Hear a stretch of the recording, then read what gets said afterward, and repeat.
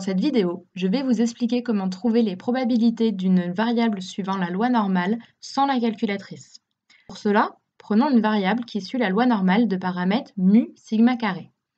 Mu est l'espérance, sigma au carré est la variance, donc cela veut dire que l'écart type est sigma. Faites attention, lorsqu'on vous donne les paramètres entre parenthèses comme ça, c'est de la variance qui est donnée, alors que dans les calculs, c'est toujours l'écart type. Regardons le graphique de cette loi normale. Vous savez que le graphique d'une loi normale est centré par rapport à son espérance mu. Les probabilités sont les aires qui se situent sous cette courbe. Nous allons découper cette aire en plusieurs domaines. Nous allons nous espacer de chaque côté de l'espérance d'un écartement de mu. Nous allons de nouveau nous écarter à gauche et à droite d'une largeur de mu, puis une troisième fois. Nous avons donc partagé la courbe en 8 domaines. Ces domaines vont représenter des probabilités qui sont connues. Commençons par le domaine jaune. Ici, nous nous sommes espacés à gauche et à droite de mu d'une largeur de sigma. Nous sommes donc sur l'intervalle mu moins sigma et mu plus sigma. La probabilité d'être dans cet intervalle-là, donc la probabilité que x soit supérieur à mu moins sigma et inférieur à mu plus sigma, est égale à 0,683. Regardons maintenant le domaine vert. Ici, nous sommes espacés de mu à gauche et à droite de 2 fois la largeur de sigma. Nous sommes donc sur l'intervalle mu moins 2 sigma, mu plus 2 sigma.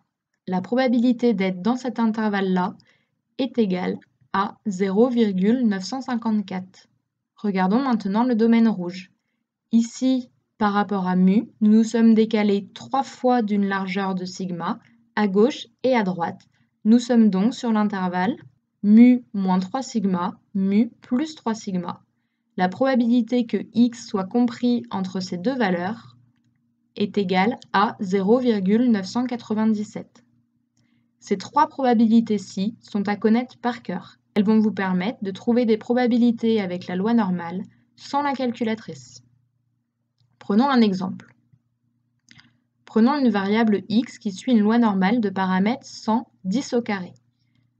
100 est l'espérance mu, 10 au carré est la variance, donc cela signifie que l'écart type sigma est égal à 10.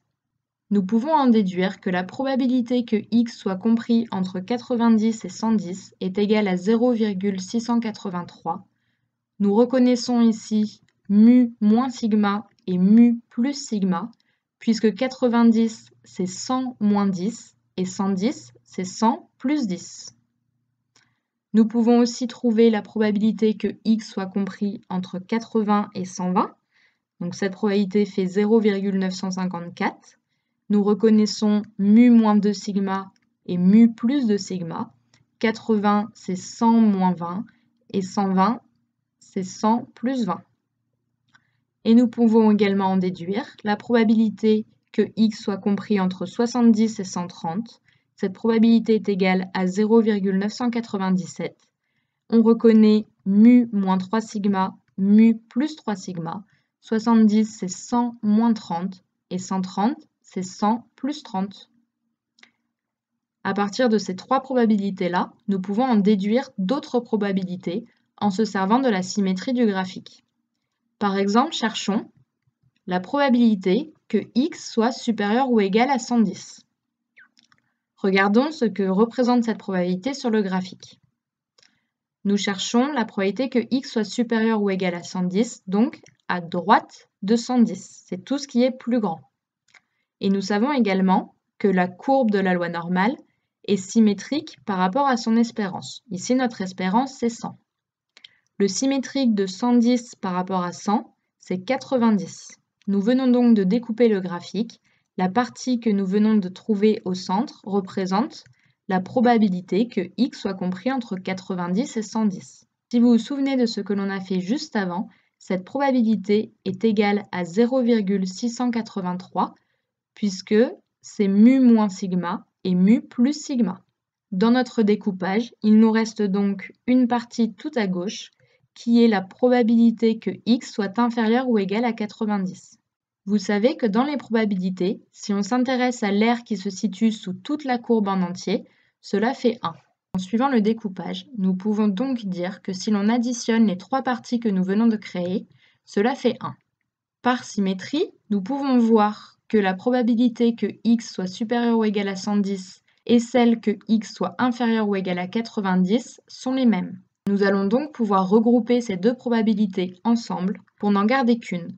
Nous allons choisir la probabilité que x soit supérieur ou égal à 110 puisque c'est celle que nous cherchons.